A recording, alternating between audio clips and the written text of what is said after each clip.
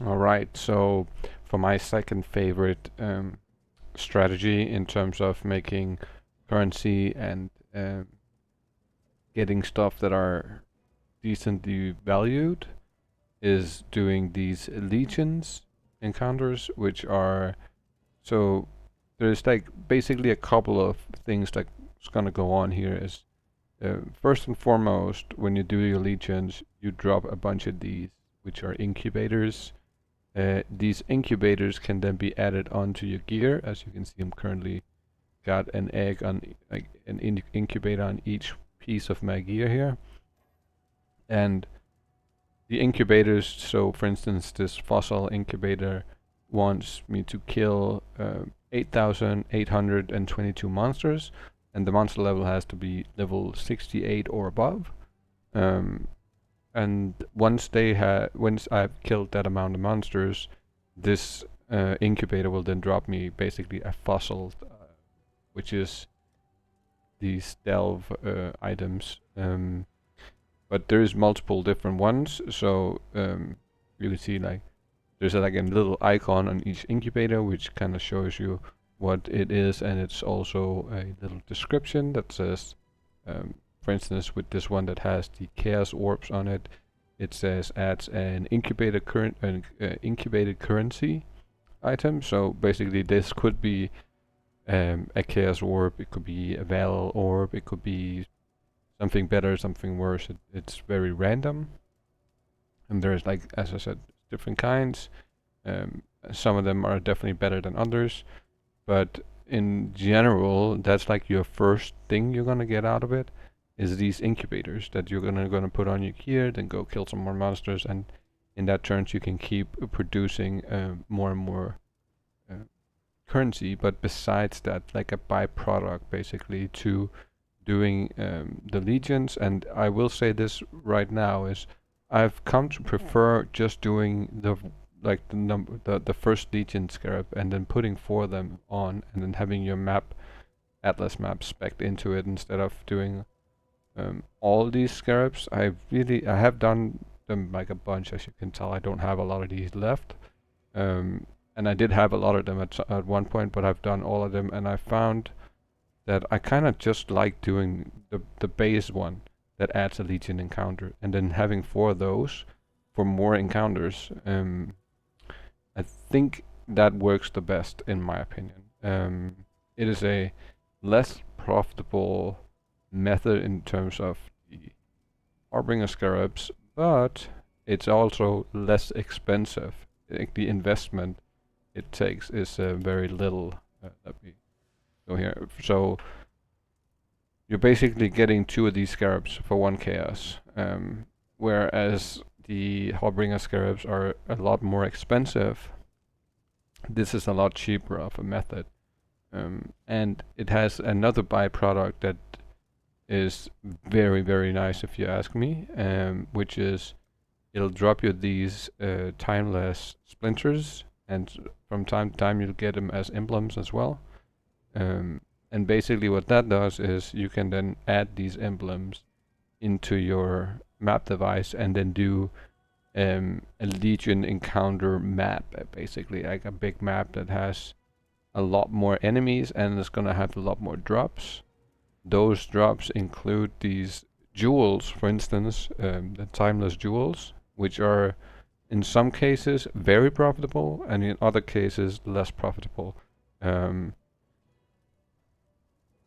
if we take this one for instance, it says 200 chaos, and there's only like one of these available right now. We can take this one as like a couple of divines. I don't know, this one, there's not one up in that so they have a seed number on them which does specific things in terms of the surrounding area. There's no one like this, but I know for a fact that this specific one that has reduced mana cost on your skills is fairly valuable. I looked into it and it had like there was a couple that goes for a lot here. So 3 mirror for that one, 3 mirror for that one. Not saying that this is the exact one that I have. Just that they are definitely very, very valuable if you get the right seed number on it, because this seed number provides you with a certain set of attributes onto your nodes here, which I currently, for this build for instance, use the the lethal pride, which gives me maximum fortification, increased maximum life, and so on and so forth. So each one of those nodes here that I have a point into, they provide an extra basically stat on each one of them. These have plus to strength, so you can see how this says +4 to strength and this says +5% strength. So it's very random, and each seed number provides you with a different set of add-ons. So some numbers are way more valuable than others.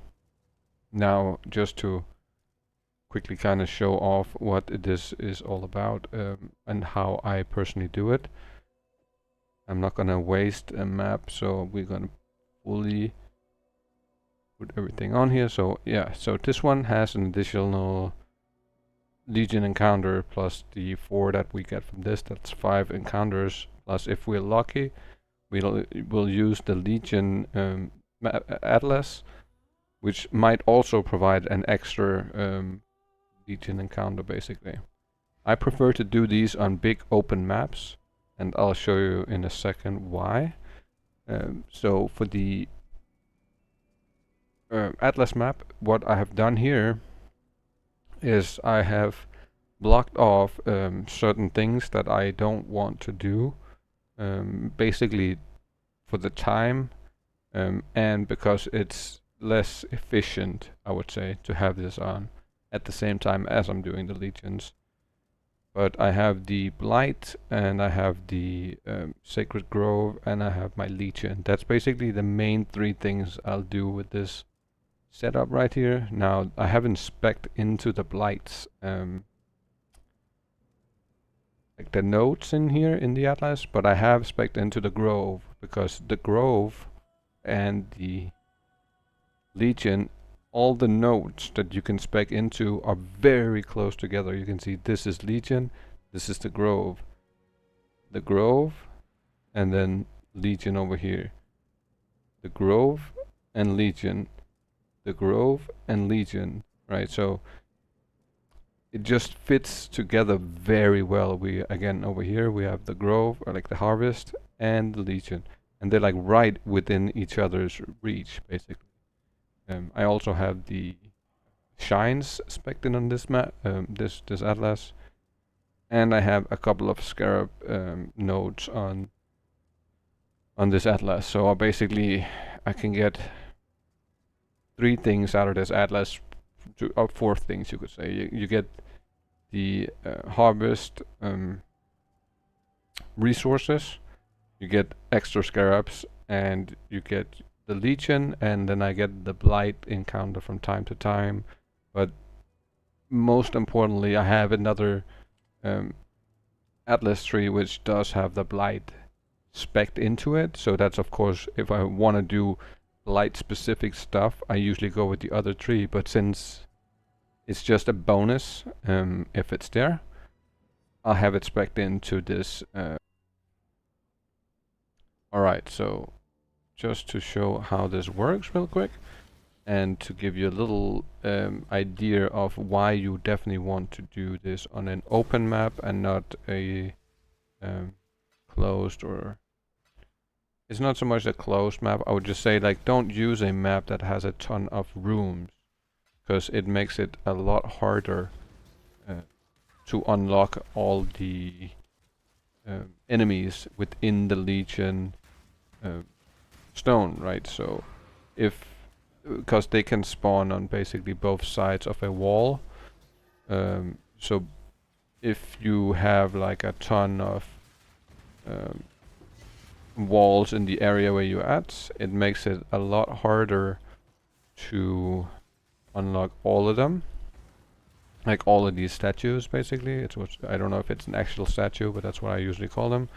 But you can see how they are inside the wall here. So if, let's say, if you used a map that was kind of like what's it called? The file crypt or whatever it's called.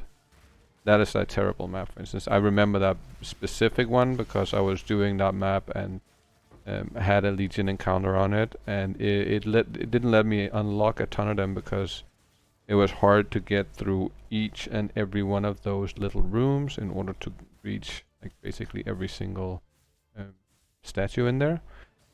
So try to use a map that has as much open space as possible, just for the simple fact that it's the most helpful and most useful way of unlocking all of them. In my opinion, that is. If you feel good about that, the more tight rooms and all that stuff, then by all means you can go ahead and use that. But I would definitely prefer a super big open map like this one here. And it's very simple. You kill all the soldiers. These soldiers will have their own drops. Some of them will drop good shit, some of them will drop mediocre shit. But basically, for the most part, you'll have the chance to unlock these chests as well. And there are definitely certain like enemies on in these armies that are really tough to. They can be tough to kill, but they also can be tough to take their hits, right? Like they can be kind of high damage. But yeah, they leave behind these chests that you can then walk up and open, and basically we really want to have like as much of the chests and the big, I don't know if I want to call them bosses, but the big spawns, these spawns that drops like a ton of items, is definitely what you're looking for in the most part. And you will see here how this is, no, that's not the guy. You see how he has icons above his head? That means that he's like a bigger type dude, and that's why he's dropping better loot. And these are all, like as I said, these encounters all have these very similar drops, like the chests and the armies themselves. They have somewhat similar loot in them, but it's usually always very profitable for the most part. I'll do a full clear here of all the decent stuff, and I'm personally like a loot goblin, you could say. So I try to take all the goodies, right? Like all the stuff that I want out of these incubators, especially the emblems and splinters. Those are like the main things I try to pick up. But I also always grab the incubators, just cause when you run through a lot of those incubators kind of fill up pretty fast. It's not super hard to fill them up. But let's get back to doing this encounter, and then basically I'll skip to the end here and we'll just look over the loot. We're probably gonna have to look through the inventory twice just because of the amount it's gonna drop us, which is kind of ridiculous. It's like a lot.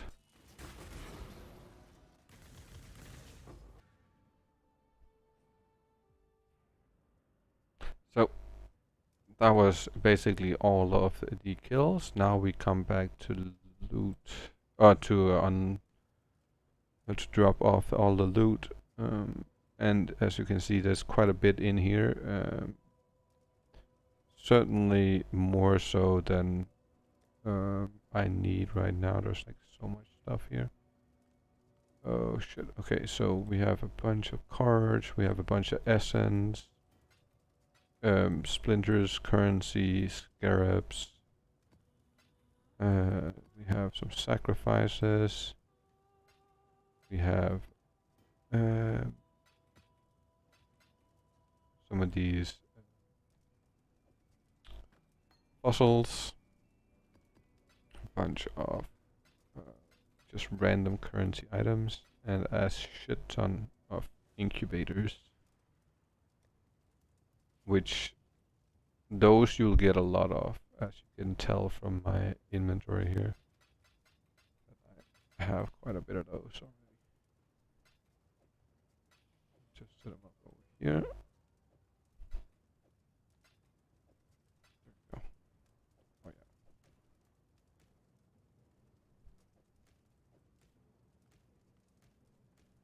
yeah. And alright, so the second inventory of loot here.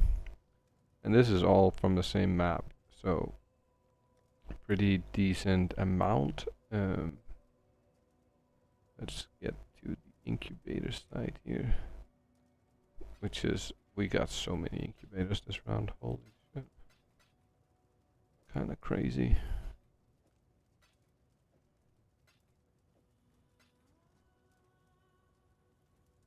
But what we, like, that is one part of it, but what we're really looking for is not necessarily the incubators, but these emblems.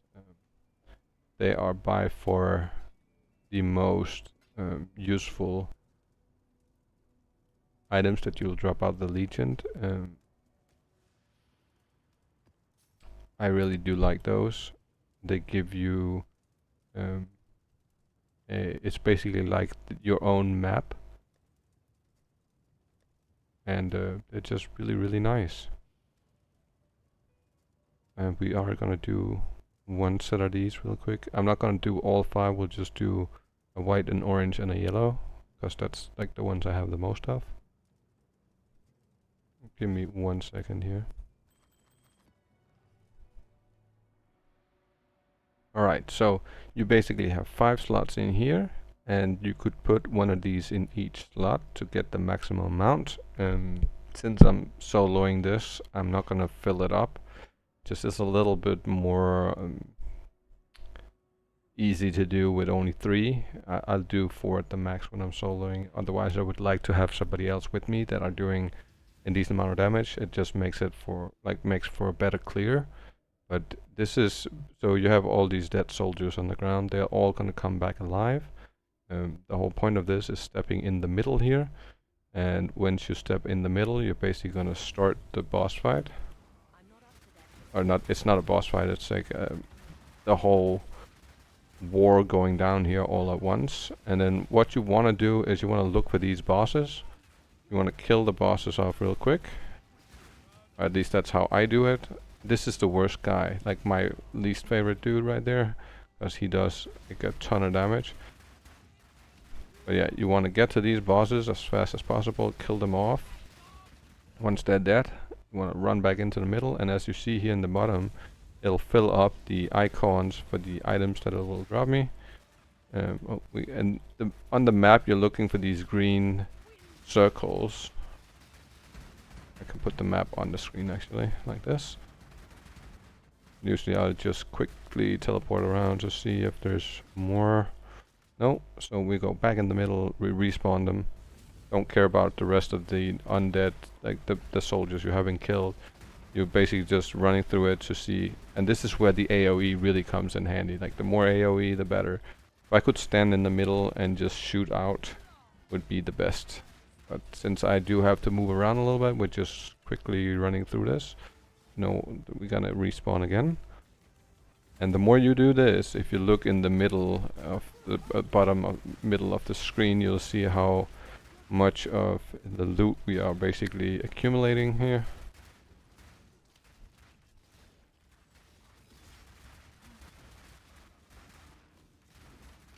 AoE and movement speed is king here, for sure.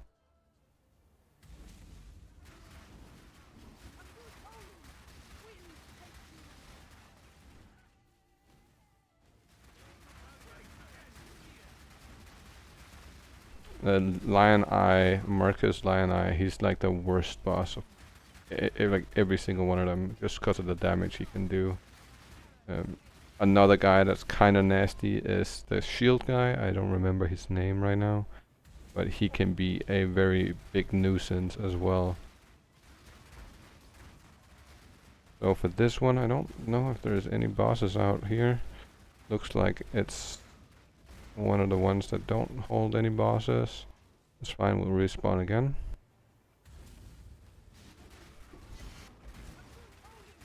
So this is great for unlocking the incubators that you have basically been saving up since you've done a bunch of the legions already.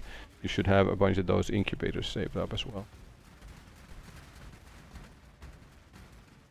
No more. Oh, there's a boss over here. Boom, we might actually be able to do one more.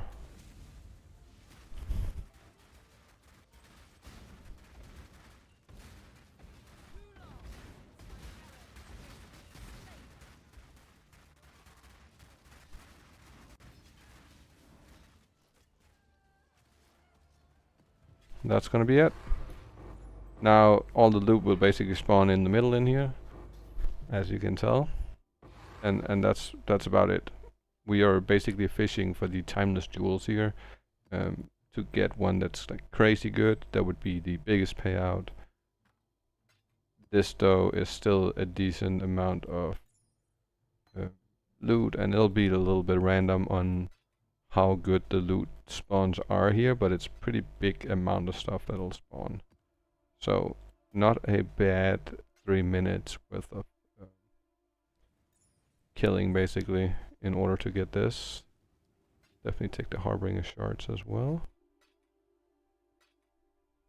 Chaos shards, yes. All of these, yeah. Hypnotic eyes for sure. And now, as you can see on the side here, our incubators has been our incubators is getting close to being full, which is then gonna drop additional gear on top of all the other stuff that we just got.